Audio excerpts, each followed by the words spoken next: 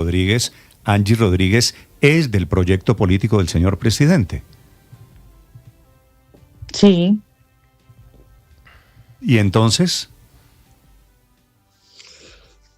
Pues lo que creo es que van a hacer cambios, tomaron la decisión de hacer cambios en plena ley de garantías, faltando 4 o 5 días para la ley de garantías, en donde nos dejan muy mal ubicados a muchísimas personas. Sabemos que también en Cancillería ha pasado algo pues muy similar y nos dejan sin opción de Sí, garantía de lo nuestros estaba derechos. contando. La barrida en la Cancillería es de 130 personas, más los 30 de anoche de la Presidencia de la República, pues eso es una cifra ya muy grande y no es casualidad, ¿no?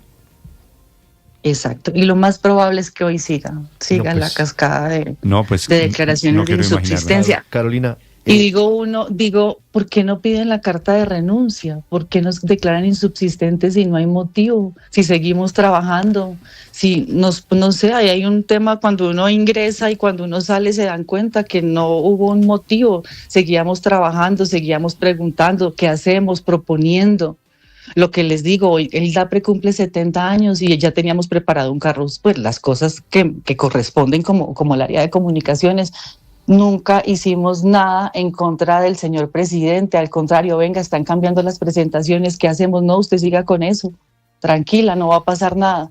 Carolina, esto... ¿Por qué no fueron honestos, señor? Esta decisión, en su concepto, esta decisión de sacar a una cantidad importante de funcionarios del DAPRE, en su caso particular, ¿obedece a la nueva directora del DAPRE, que entiendo no se ha posesionado y que será la señora Nora Mondragón, o lo está tramitando Leti Leal, la subdirectora del DAPRE?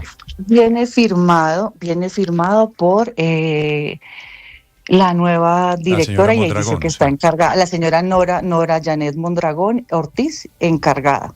Dice así tal cual la declaración de insubsistencia. Le pregunto, hablando de una frase que usted nos acaba de decir aquí, de que hay que andarse con cuchillo en Palacio. Nora Mondragón... Retomando lo que ustedes dijeron, porque los escucho. Nora Mondragón, muchas gracias por escucharnos. ¿Nora Mondragón es de la línea del ministro del Interior?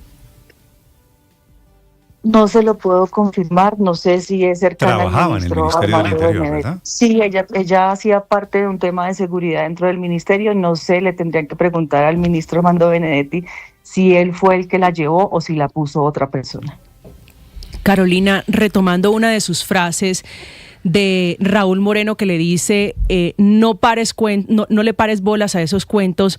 ¿Cuáles eran esos cuentos? ¿Qué se decía en los pasillos de Palacio, en los pasillos del DAPRE?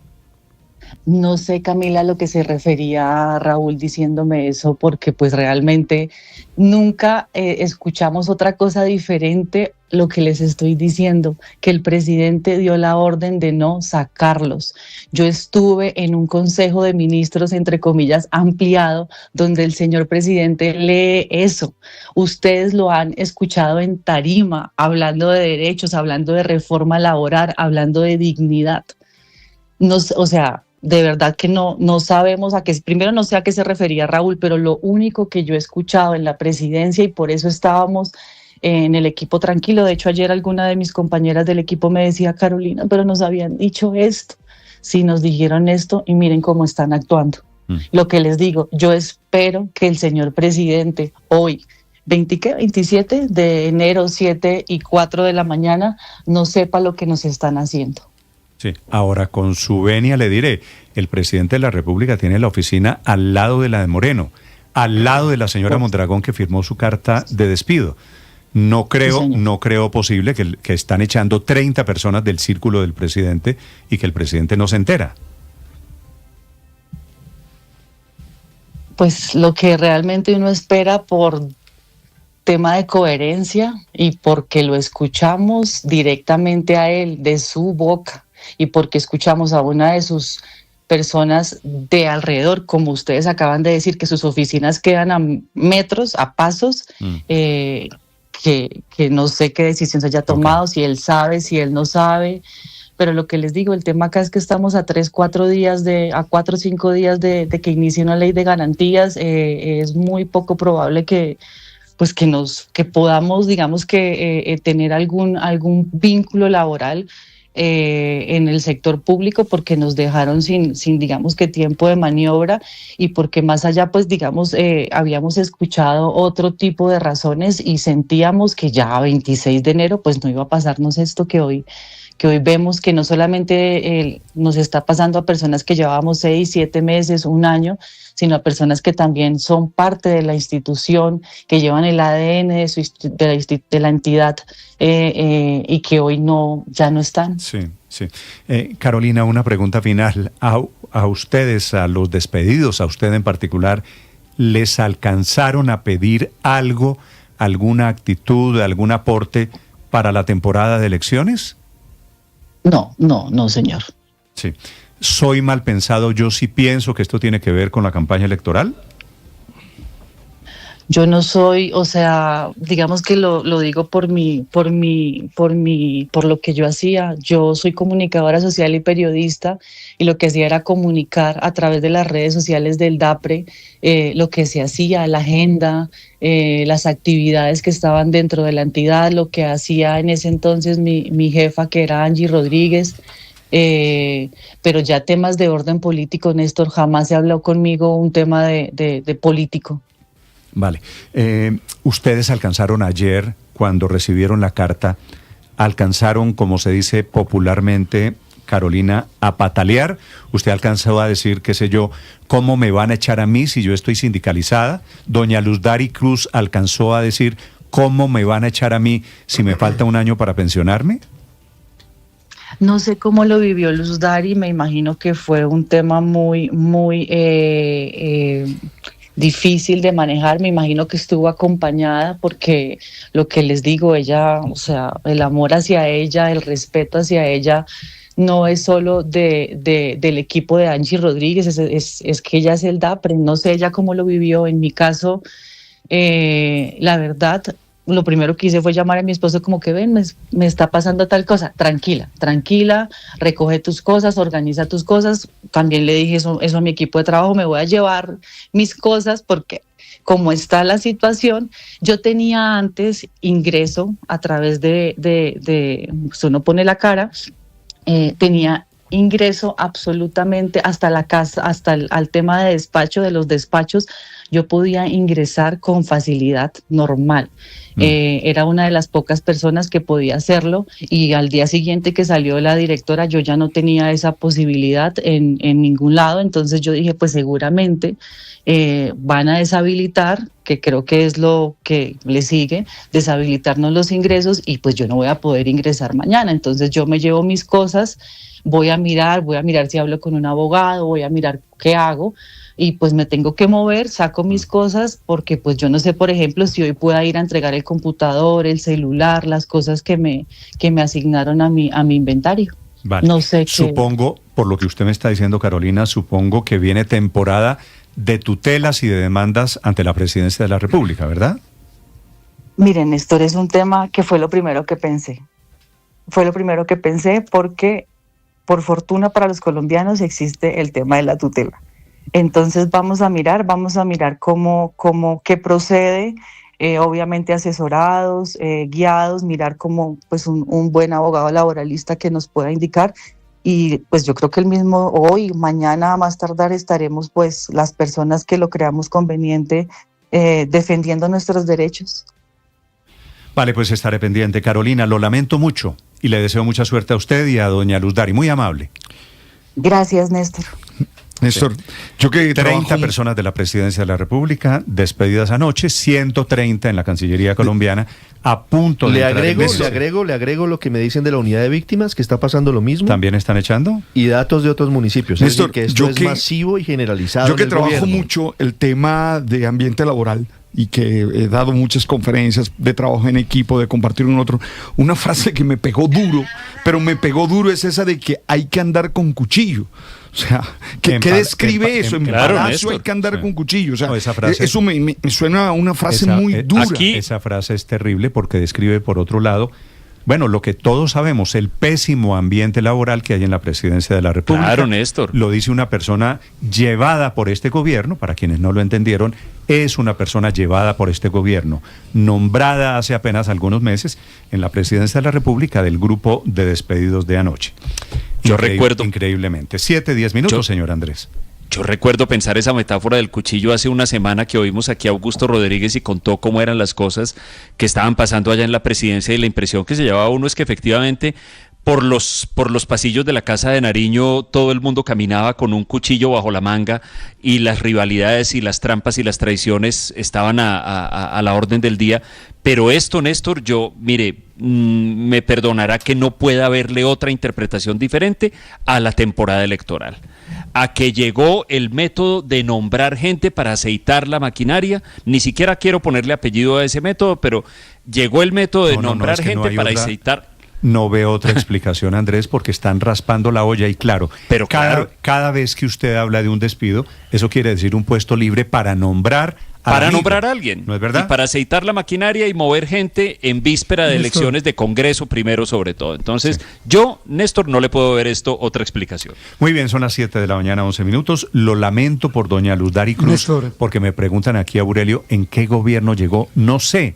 Si llegó al final del gobierno Pastrana, como yo sospecho, no creo que a una señora que lleva 25 años eso la haga pastranista, ni uribista, ni santista, ni nada. Era una señora que acaba de decir la jefe de prensa de la Casa de Nariño, era la memoria viva de temas laborales dentro de la presidencia de la República. Echada, le faltaban 11 meses para llegar a la edad de pensión, y por eso la señora Luz Dari Cruz está en este momento profundamente consternada, porque además, me indican, tiene algunas enfermedades que la hacen todavía, o deberían hacerla todavía más vulnerable, más protegible, claro, con protección reforzada según el mandato. Néstor, es que no se sabe quién va a tener más oficio en este caso.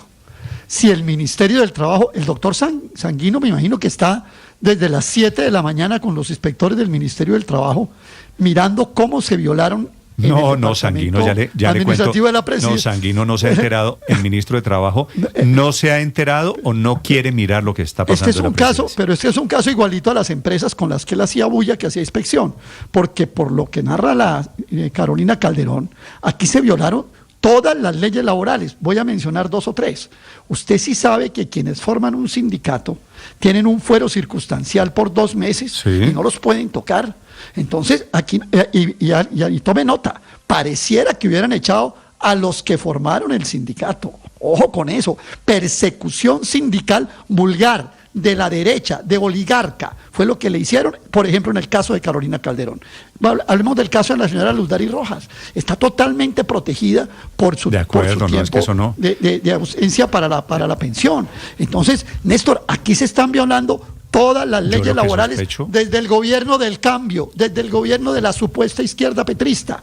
Aquí el doctor Sanguino tiene mucho oficio que hacer, o bueno, también hay mucho oficio para los abogados laboralistas. Le cuento que hay 4 o 5 pleitos jugosos con lo que está haciendo. Yo creo que esto lo vamos a terminar pagando todos vía demandas. Para quien quiera opinar sobre lo que está pasando en el gobierno, no pueden votar a nadie a quien le falten menos de 3 años.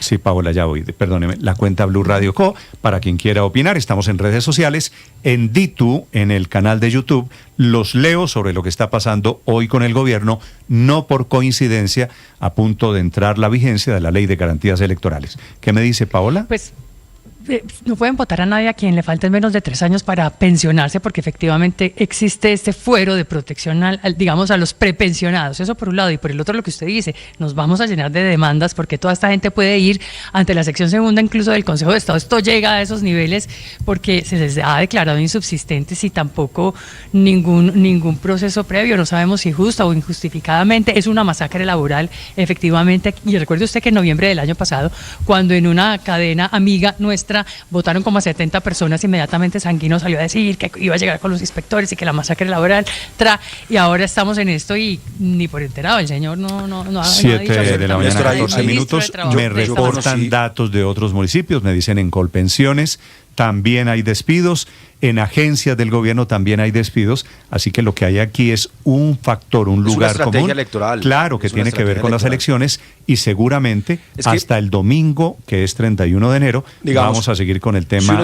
Si uno escucha el caso aislado del DAPRE, uno diría, bueno, ok, acabamos de escuchar hace un par de semanas que se estaban dando cuchillo la directora del DAPRE, el director de la unidad de gestión del riesgo, digamos, era el peor ambiente laboral posible, sale en medio de sospechas. Entonces, claro, uno diría, bueno, hay que haya un relevo en la presidencia, podría tratarse básicamente de profundas desconfianzas, de esas conspiraciones, pero cuando se escucha que ya es en otras entidades, pues claramente es una estrategia electoral, porque si las personas salen durante el periodo de ley de garantías, pues no se puede nombrar a nadie, sino hasta cuando termina la ley de las garantías. Entonces, están a 3 días de lograr la posibilidad de nombrar y seguramente de darle ahí representación a sectores políticos o a personas que quieran movilizar para la campaña. Pero Néstor, yo que conocí a Luz Dari en la presidencia cuando estuve también trabajando en el gobierno nacional, pues coincido creo que es de esas funcionarias que no son funcionarias de gobierno, sino funcionarias de Estado, o sea que independientemente de quién sea el gobierno, hacen su tarea también para el Estado,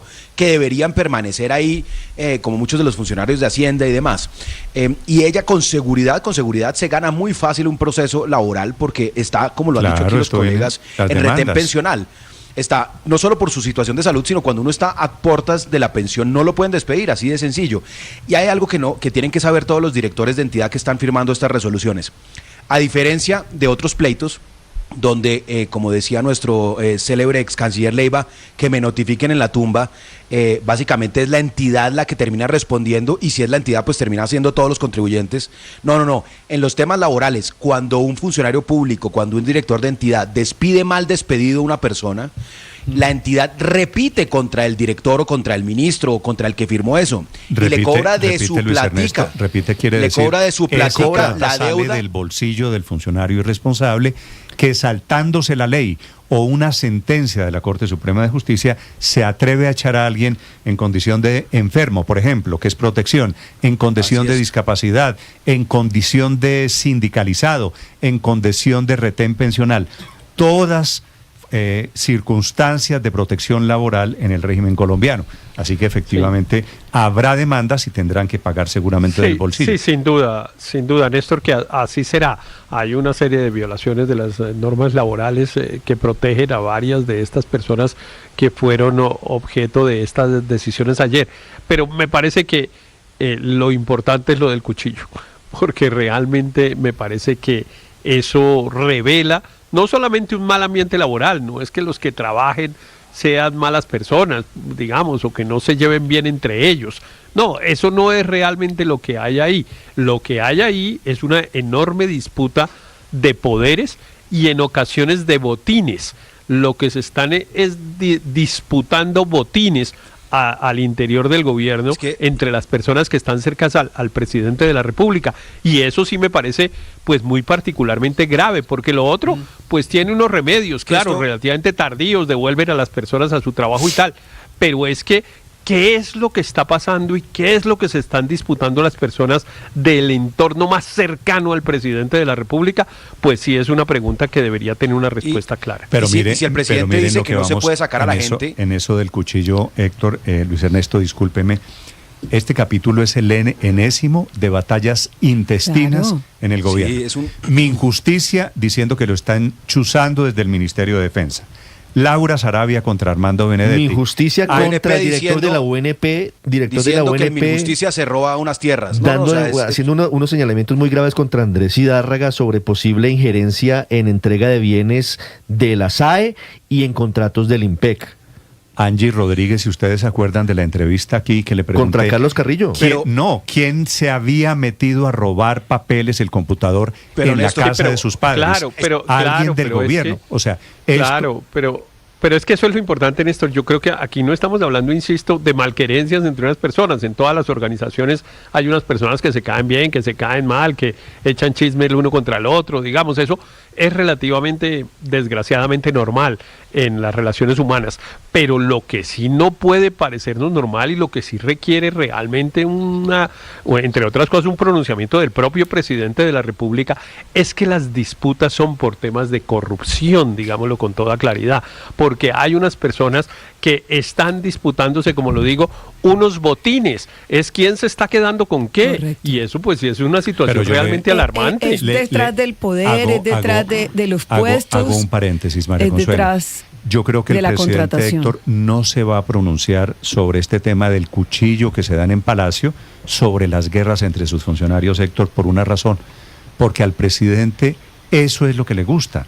Claro, él crea el caos. El presidente gobierna así, gobierna permitiendo que se den cuchillo, es el estilo de gobierno. Y le gusta el ambiente del caos. Y entonces sabe que de eso saldrá alguna lealtad, alguna información, alguna purga que le conviene para efectos de gobierno. Es una cultura de quién lleva la información, quién está más cerca, pero estoy de acuerdo con Héctor, es detrás de la contratación, es detrás del poder, pero del poder del presupuesto.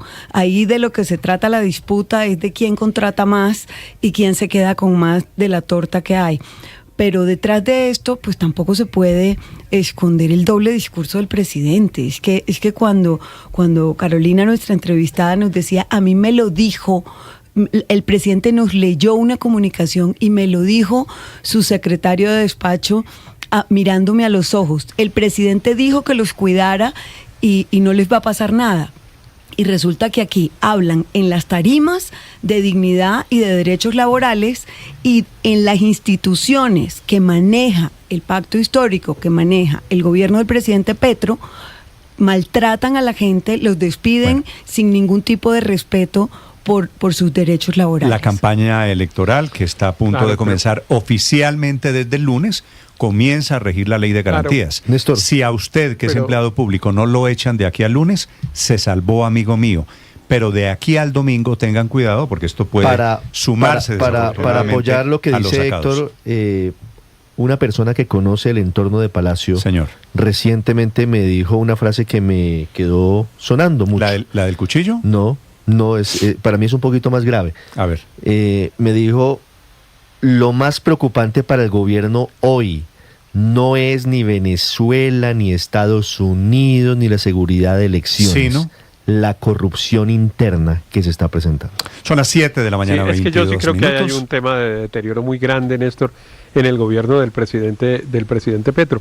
Y yo insisto, es que todas estas disputas no son ni siquiera por las vanidades personales que en otros gobiernos se presentan, quién está más cerquita del presidente, pues como para sentirse más importante y tener más capacidad de incidir en una o en otra decisión. No, aquí realmente, siempre que hay una discusión, aparece el tema de que es que hay unos contratos. Mire, el Fondo de Adaptación Angie Rodríguez, que se le metieron a la casa de sus papás a sacarle unos documentos y se trataba era de contratos del Fondo de Adaptación. Allá terminaron nombrándola, vamos a ver. Las disputas entre Carrillo y otros funcionarios son también por disputas de contratos, que es que aquí se están robando una plata, que allá se están robando otra. Las disputas del ministro de Justicia con el ministro de Defensa no es para ver el señor ministro, pues qué problemas personales tiene y tal. Si lo chuzan y si él cree que lo chuzan es porque alguien cree que él está cometiendo unos actos o unas conductas ilegales. Entonces mire usted que todos los hechos en los que ocurren estas cosas, pues realmente lo que hay de trasfondo es al menos alguna sospecha de corrupción. Son las 7 de la mañana, cuando se coge la nómina del Estado, cuando se coge el salario, no para que se cumpla una labor misional de la entidad, sino básicamente para ver quién nos ayuda en campaña, pues es lo mismo. O sea, usted puede repartir un contrato de acarrotanques en La Guajira o puede repartir un puesto en el DAPRE para alguien que no tiene las competencias y que llega básicamente a ver qué hace en 3 meses, y es exactamente lo mismo, es coger recursos del Estado para orientarlos de manera indebida en campaña. Ahora, vamos a ver también en estos días, es la segunda etapa de lo que está sucediendo, una cadena de nombramientos, porque cada descabezado tiene un reemplazo detrás. Y por supuesto estamos hablando de puestos que servirán para aceitar maquinarias en esta época de campaña. La última, Aurelio. Néstor, y para que pongamos en contexto, como dicen usualmente, con la reforma laboral muy social del gobierno de Petro, le quiero dar un dato. En el caso, por ejemplo, de la señora Luz Dari, que usted mencionó ahora, la estabilidad laboral reforzada, La jefe de recursos humanos de la presidencia. Correcto. La reforma laboral le quitó el derecho a defenderse con tutela. Antes, cuando pasaban estos casos, usted podía poner una tutela y era casi una actuación inmediata de la justicia. Bueno, eso lo quitó la reforma laboral de Petro y Sanguino, y le toca ahora a la doctora Luz Dari irse a contra... El fallo de la Corte Suprema de hace algunas semanas, al contrario, lo que le crea es un mecanismo de defensa. Ese fallo de la Corte Suprema de Justicia lo que dice es: nadie que esté en los 3 años previos a la pensión, ni siquiera si tiene ya completadas las semanas de pensión, nadie puede ser despedido. Sí, por eso. Pero eso es lo que le quiero decir. La discusión es la vía jurídica para proteger ese derecho. Héctor, discúlpeme. Si se hace mediante una tutela o mediante una acción ordinaria laboral. Esa es la discusión. Claro. La decisión de la Corte Suprema de Justicia a la que usted hace referencia, Néstor, es fruto de una acción ordinaria laboral, no de una acción de tutela. Pero claro, en este caso hay una particularidad, a mi modo de ver, que quizá permita la procedencia de la tutela, que es la entrada en vigencia de la Ley de Garantías, porque efectivamente le impide a estas personas pues conseguir otro empleo en el sector público, al menos en los próximos 5 meses. Claro. Néstor, es que la Corte sí reconoce que no se puede echar, pero antes el trabajador tenía la posibilidad de la tutela. La reforma laboral dice: no, usted tiene la razón, a usted no lo podían echar, pero no me puede reclamar ya por tutela. Le toca contratar abogado y someterse a un proceso laboral que usted sabe cuántos años dura, ¿no? Claro, pero es que lo terrible... Esto es fruto de la reforma laboral que llaman muy social de Sanguino y Petro. Claro, Aurelio, pero además... una bandera del gobierno completamente destrozada y quemada con los hechos reales, porque es que ¿cuál es la dignidad que pretenden proteger para el discurso, para la galería, cuando en la propia casa están tratando a la gente así? Son las 7 de Néstor, la mañana, solamente un dato muy pequeñito, discúlpeme, es que la directiva que firma Mariela Barragán, directora de Función Pública, por instrucción del presidente Gustavo Petro del pasado 9 de enero, de la que nos hablaba la ex jefe de prensa Carolina Calderón del DAPRE, es demoledora. Fíjese lo que dice en el segundo párrafo: para la administración del cambio, el empleo público... Esto fue lo que leyó el presidente Petro hace 20 días. Exactamente. Para la administración del cambio, el empleo público debe estar orientado por el respeto y la garantía de los derechos laborales, la dignidad humana, la estabilidad en el empleo y el debido proceso. Ojo. Y pues además hicieron todo lo contrario. 7 de la mañana, eso parece un chiste, lo que usted acaba de leer.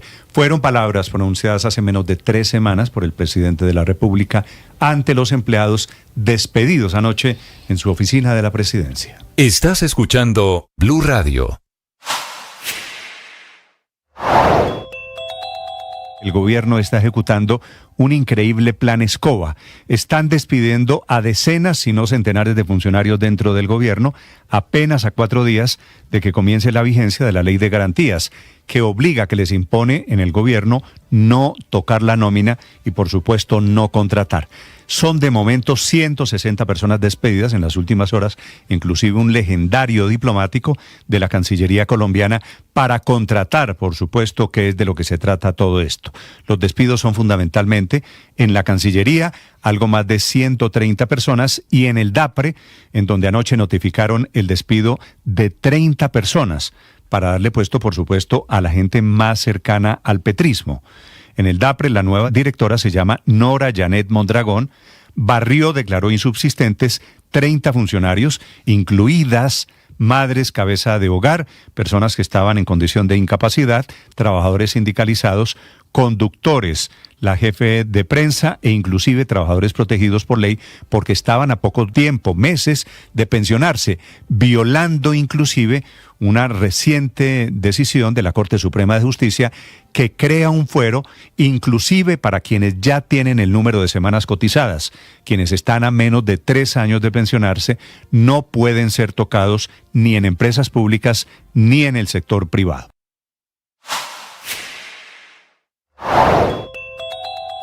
Recrudece pues la guerra comercial con el Ecuador y ahora será efectivamente un 900% más caro transportar el petróleo colombiano a través del país vecino. Último episodio de una guerra que golpea a esos 12.000 barriles diarios que se mueven y transportan por el sistema de oleoducto transecuatoriano SOTE, con una extensión de 497 kilómetros que atraviesan la cordillera de los Andes desde el lago Agrio en la provincia de Sucumbíos y hasta el terminal marítimo petrolero Balao y la refinería Esmeraldas en la ciudad costera de Esmeraldas en el Ecuador. Un oleoducto que opera Petroecuador, que es el equivalente a Ecopetrol y que desde el año 2013, desde octubre del año 2013, ha transportado más de 46 millones de barriles de petróleo colombiano gracias a un acuerdo binacional o que firmaron ambos países en febrero de ese año del 2013 que fijó en $3.40 la tarifa de tránsito para el petróleo colombiano. Acuerdo que sin embargo ahora se acaba de manera unilateral, o mejor, se sube a una tarifa de $30, lo que supone también un impacto importante en estos momentos para Ecopetrol. Me emociona la experiencia espiritual. Yo tengo que decirles que a mí hacer ese momento de oración, de meditación, de celebración sacramental, ese momento de contemplación de la vida, me genera paz, me genera ánimo, me genera fuerza.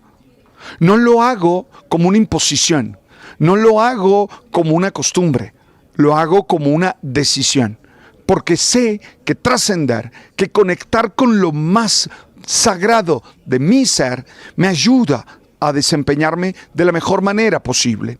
Hoy en el Oracional El Man Está Vivo, que siempre te invito a tener, hablamos de la elección y entender que elegir de alguna manera es reducir posibilidades. Oye, te invito a crecer espiritualmente. Tú sabes. Bienvenidos, un gusto saludarlos. Buenos días, oyentes. Con ganas iniciamos nuestro día. Mañanas Blue con Néstor Morales es de nuevo el programa más escuchado en Colombia. Es una buena noticia. ¡Qué delicia! Más personas despertando con Blue. Seguimos acompañándolos en Mañanas Blue. Más razones para darles las gracias por hacernos la número 1. Blue, más que radio.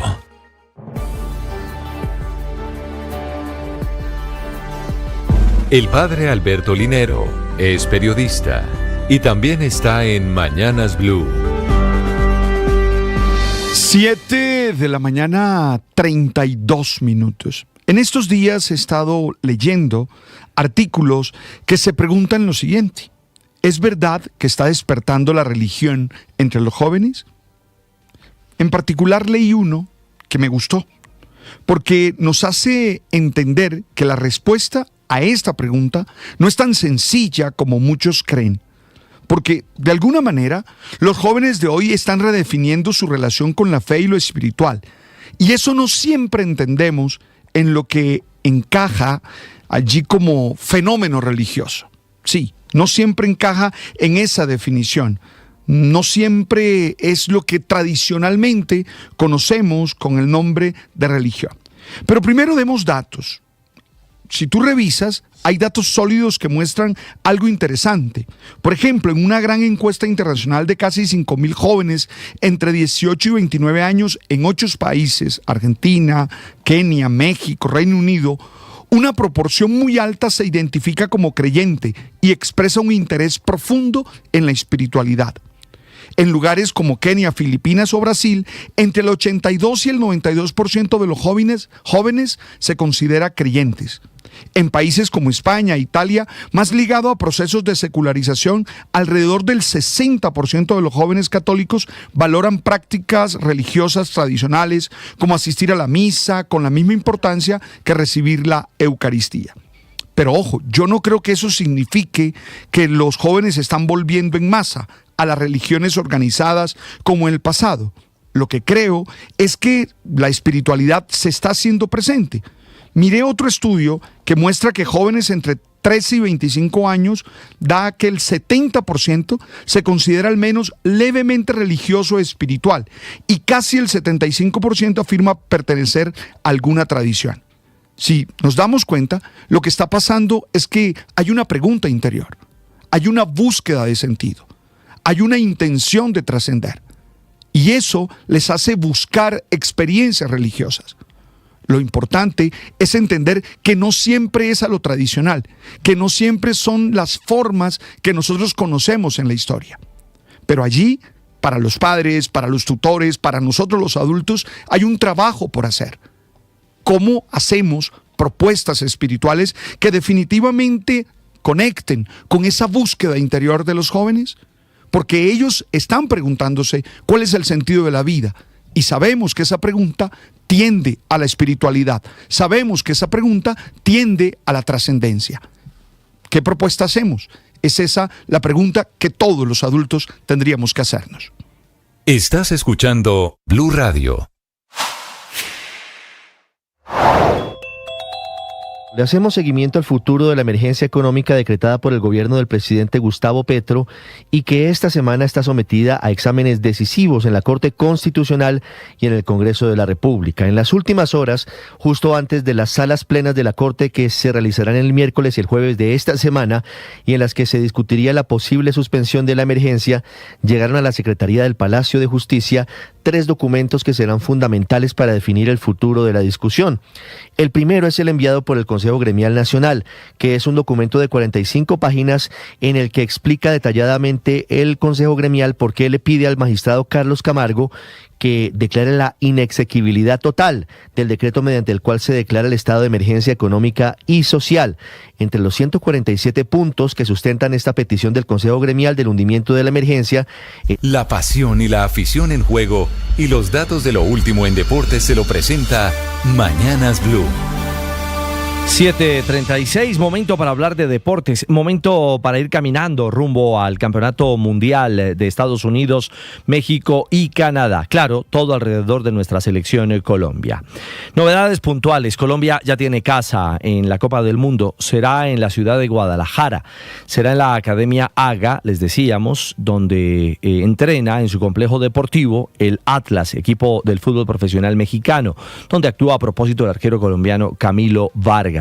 Es una mega estructura que aparte está a menos de 20 minutos del Estadio Akron, que será escenario del segundo juego de Colombia en la primera fase del Campeonato del Mundo. Recordemos que Colombia jugará su primer partido en Ciudad de México frente a la selección de Uzbekistán y luego tendrá que, esperando conocer rival del repechaje internacional, jugar en la ciudad de Guadalajara para luego viajar a Miami y medirse a la selección de Portugal. Así que Colombia estará en territorio mexicano. Seguramente en su estructura está planteado que trabaje en la ciudad de Medellín, más exactamente en Guarne, en esa municipalidad en donde a 2.149 metros de altitud sobre el nivel del mar podrá acondicionarse, pensando en el duelo en Ciudad de México, que está a 2.240 metros en un momento determinado. La otra realidad de Colombia tiene que ver con su partido de despedida, 29 de mayo, agéndense, será un viernes en esta fase ya preelectoral.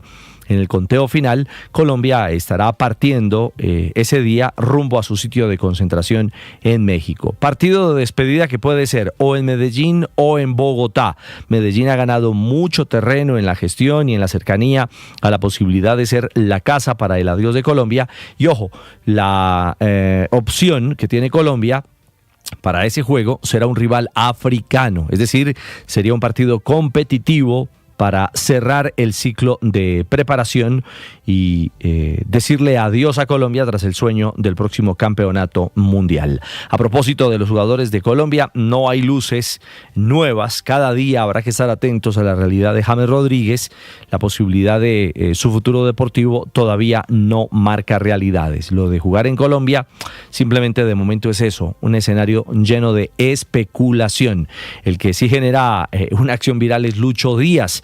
En las últimas horas, en la más reciente práctica del Bayern Múnich, volvió a hacerlo, un gol de ángulo imposible, el toque de una pelota que terminó adentro, marcando un gol que generó de nuevo la ovación y la sorpresa de sus compañeros. Bueno, la imagen también ha causado en las redes sociales y por parte de los fanáticos del fútbol múltiples reacciones en favor de la capacidad y la magia de nuestro guajiro Lucho Díaz. Otro hombre que está en selección, Yacer Asprilla, ya hace parte de la familia familia del Galatasaray. La bienvenida se la dio de Davinson Sánchez, así que ya se le empieza una nueva aventura ahora en el fútbol turco.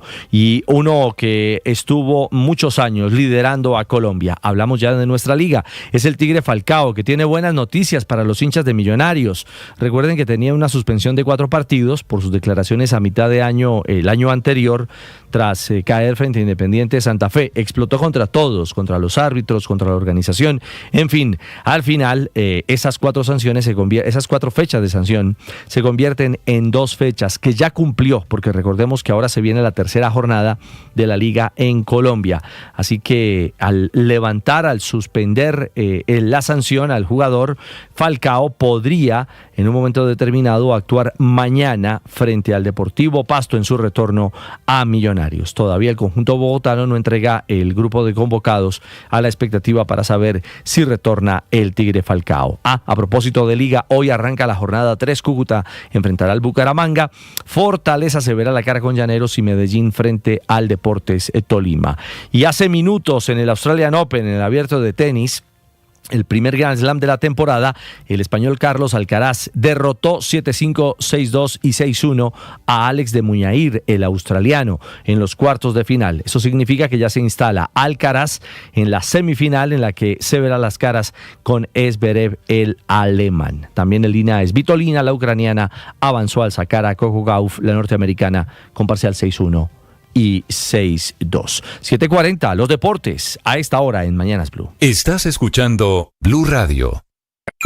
Escanea este código y suscríbete a nuestro canal de YouTube, @Blue Radio Co. Y disfruta y participa de la programación de Blue Radio. Blue Radio, le ponemos cara a la radio. Blue Radio, la alternativa. Hola mi gente, les habla Cheito, sí, volví a Blog Deportivo y aquí estoy de 2 a 4 de la tarde en Blue Radio. No te lo pierdas en nuestro canal de YouTube.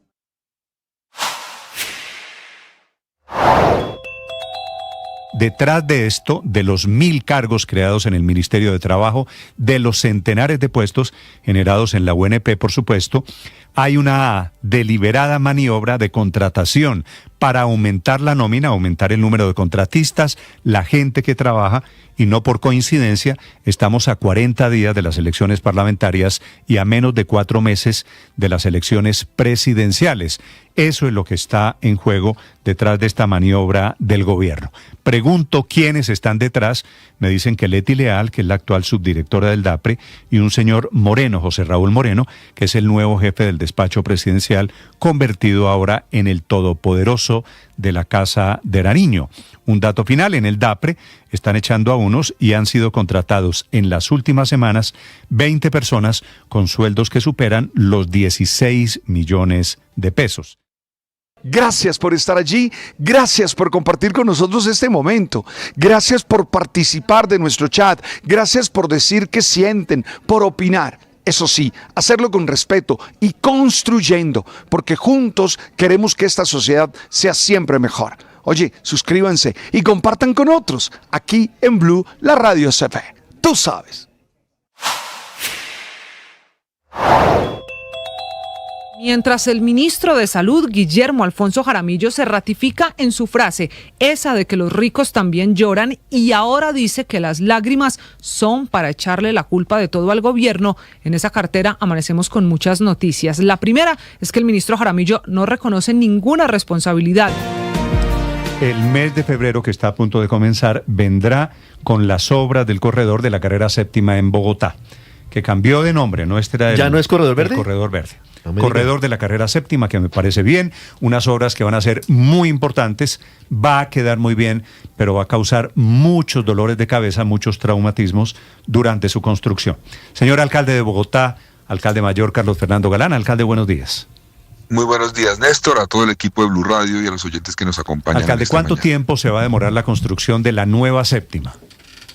Bueno, hay dos tiempos. Por una parte, esa nueva séptima de la 99 a la 200, que es la que nosotros recibimos contratada ya, y que se inició la etapa de preconstrucción y terminó la etapa de preconstrucción y ya es necesario iniciar la construcción, tiene 3 tramos. Un tramo que va de la 99 a la 127, otro tramo que se le adjudicó a un grupo, otro tramo que va de la 127 a la 183, que se le adjudicó a un segundo grupo, y otro tramo que va de la 183 a la 200, que es para otro grupo. Entonces, los tiempos que hay hoy contemplados, pero que estamos revisando si podemos agilizarlos, ya les explico cómo, son el grupo 1 y el 3, terminarían en el 2029, tardan 3 años, más o menos, y el grupo 2 es el que tiene un reto por temas de redes, tardaría 2 años más, 2031.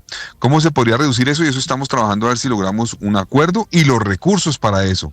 Y es que las redes se pueden hacer por 2 caminos, o bien sea por zanja, de zanja es abrir el hueco. Subterráneas de acueducto, dice usted, o de energía. Exactamente, de acueducto y en general las redes, todas las redes.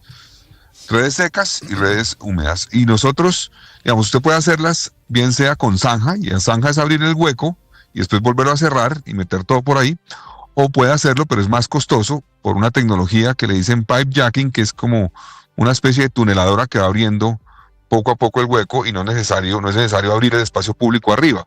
Eso lo estamos usando, por ejemplo, en la 68 en este momento en el grupo 9, grupo 8 y grupo 9. Entonces, si logramos los recursos, que eso vale una plata significativa, podríamos acelerar esa obra para que se termine también alrededor del 2029, pero eso lo sabremos en el curso de los próximos 2-3 meses más o menos, cuando tengamos claros los recursos, porque además aumentó todo por cuenta también, debo decir, del salario mínimo. Sí. Eso, todas las obras aumentaron en su valor. Pero pues, Néstor, esto es una obra que usted sabe que la séptima ha sido la discusión tal vez junto al metro más compleja que ha tenido Bogotá durante décadas. La alcaldesa dejó contratado el tramo norte de esta obra, que es, repito, de las 99 a la 200. El proyecto, como está contemplado, va a reducir los tiempos de desplazamiento para quien use transporte público de la 200 a la 100 de más o menos 65 minutos a 25 minutos. O sea, en 40 minutos se va a reducir el tiempo para los que usen transporte público.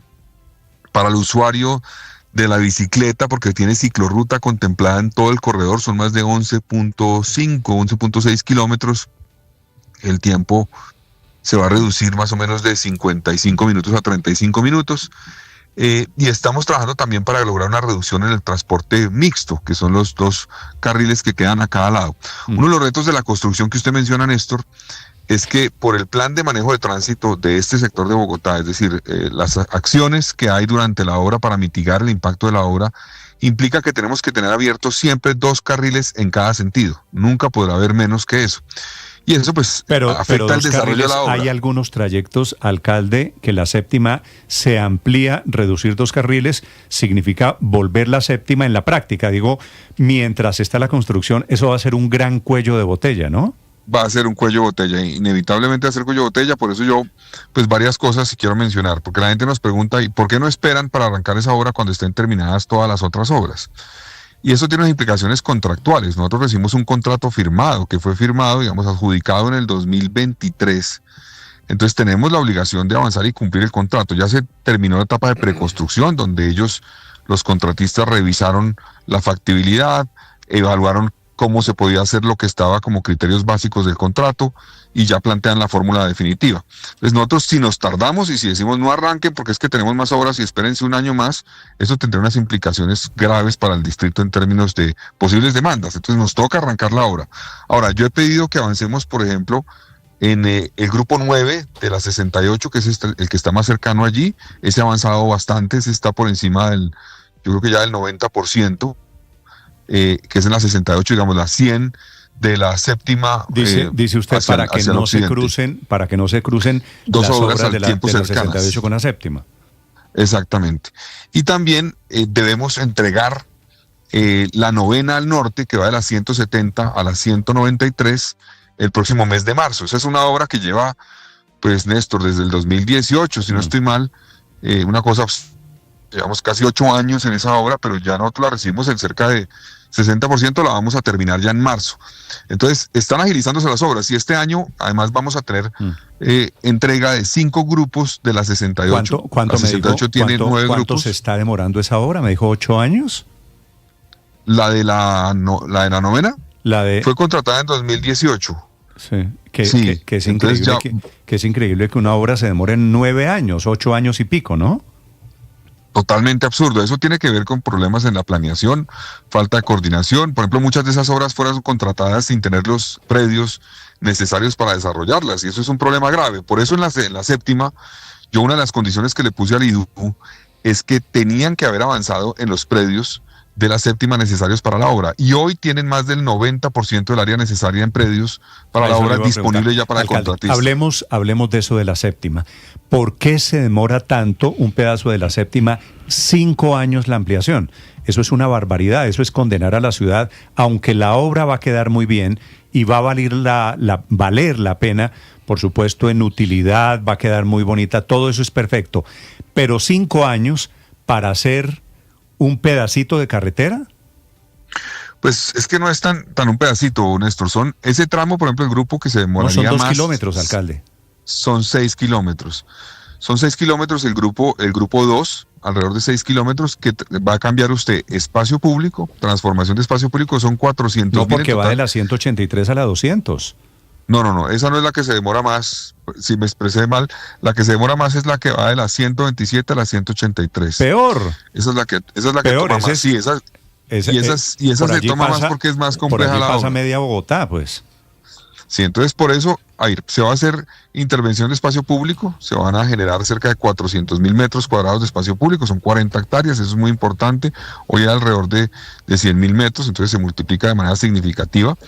Se hacen pues los carriles mixtos, se hace los carriles de Transmilenio y se hacen también el espacio público y la ciclorruta.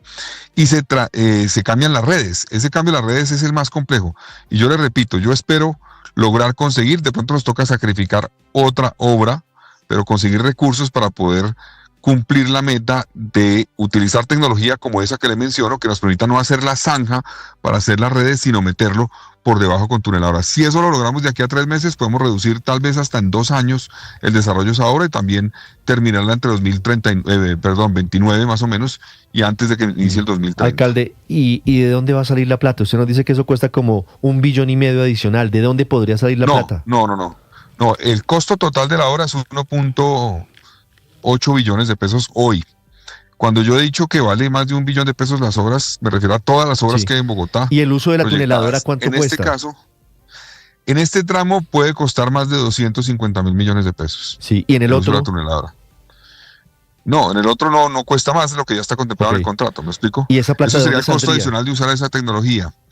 Pues mire, nos toca evaluar otras obras. Nos toca evaluar los ingresos que va a tener el distrito, la proyección de ingresos que tenemos este año.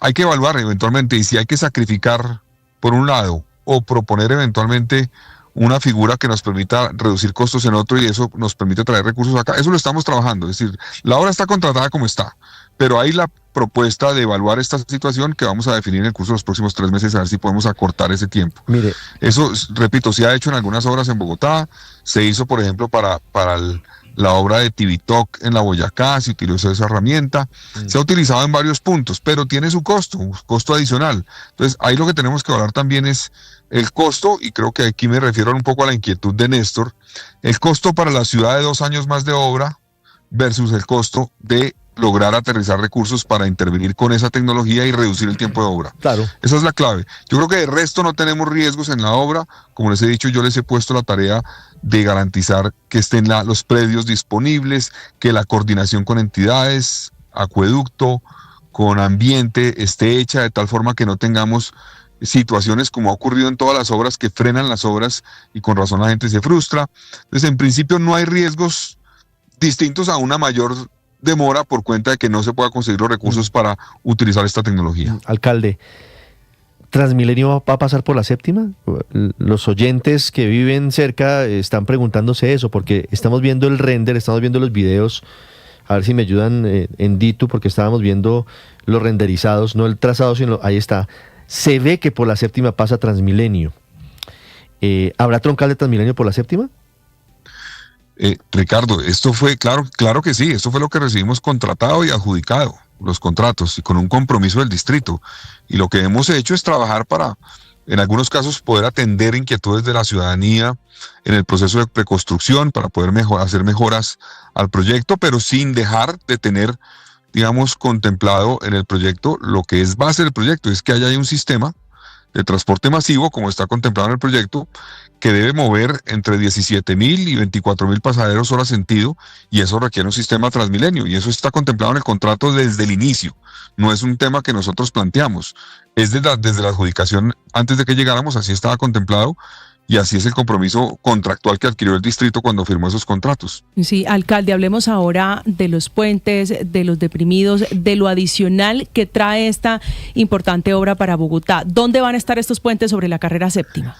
Bueno, hay varios, pero principalmente, por ejemplo, en la 134 hay una intervención grande, significativa. En la 100 con séptima, ahí tiene que ¿cómo se llama eso? Como adaptarse y trabajar en coordinar bien con lo que es el plan parcial que hay ahí, el Predergal, y con lo que es obviamente la 68, que termina ahí en la 100 con séptima, porque además el patio taller de la 68 es el patio taller que estamos hablando que queda en la 200. Allá es donde van a dormir buena parte de los buses que van a utilizar la 68, en la 200 con séptima. Entonces, esto contempla varias intervenciones de espacio público a 400.000 metros, esas intersecciones que menciono que van a mejorar, pues creo yo, la relación también entre los diferentes modos de transporte que se van a cruzar por la séptima, transporte público masivo, transporte vehicular particular, los carros mixtos y las bicicletas y los peatones. Entonces, es una intervención integral que se hace a la séptima. Alcalde, lo repito, como les decía en un principio, viene de un contrato del 23. De acuerdo. Alcalde, los tres tramos, el primero de la 99 a la 127,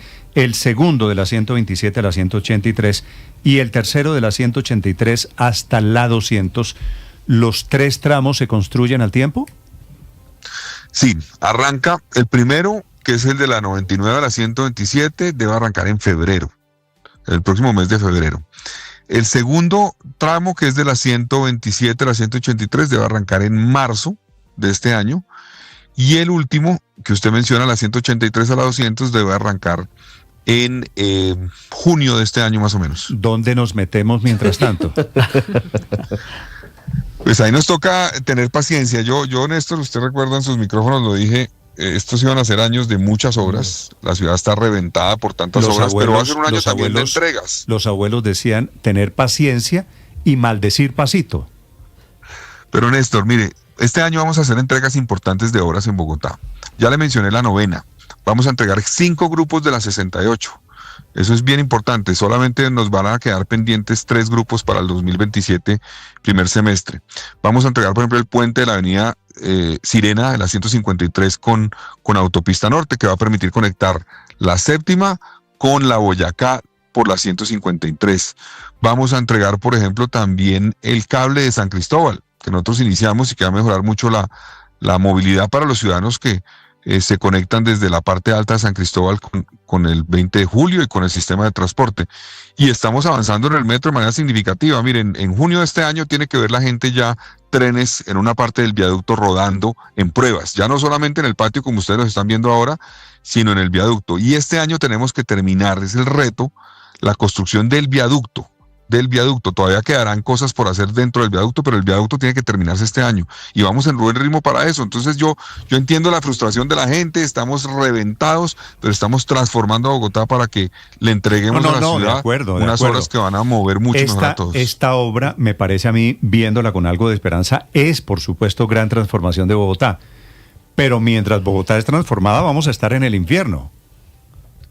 Pues sí, con dificultades, como la hemos estado en estos 2 años desde que yo llegué, pero creo que la gente ha empezado a ver resultados, y ha empezado a ver obras por fin que se entregan. Mire, la Mutis. Es un buen infierno porque es construcción de obras, pero va a causar muchos dolores de cabeza, quiero decir. Sí, ahí nos toca trabajar más, y en eso insisto mucho, en gestión del tráfico, y ahí tiene la tarea la Secretaría de Movilidad, en lucha contra el tema del mal parqueo. El mal parqueo nos afecta muchísimo en medio de tantas obras.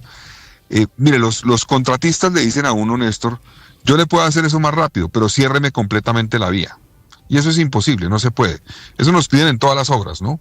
Nos dicen cierre completamente la 68 y yo se la termino más rápido. Pero es imposible. Hay que entender que las obras tienen que desarrollarse con la ciudad funcionando, con dificultades, pero funcionando. Ahí hemos logrado, en medio de dificultades, que la ciudad siga funcionando. Pero pues esto va a ser alcalde, un reto. ¿Hay algún plan para la autopista norte? Porque por supuesto, si la séptima va a entrar en reconstrucción, la alternativa natural, la única, es la autopista norte, pero la autopista norte también sin obras es el infierno.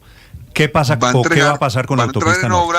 Va a entrar en obra de la 195 al norte también. Recuerde que ya se destrabó el contrato, pues el contrato de, esto es de la ANI. Accesos Norte. Con Accesos Norte, y eso va a entrar en obra también, yo espero que este mismo año entre esa obra ya en ejecución.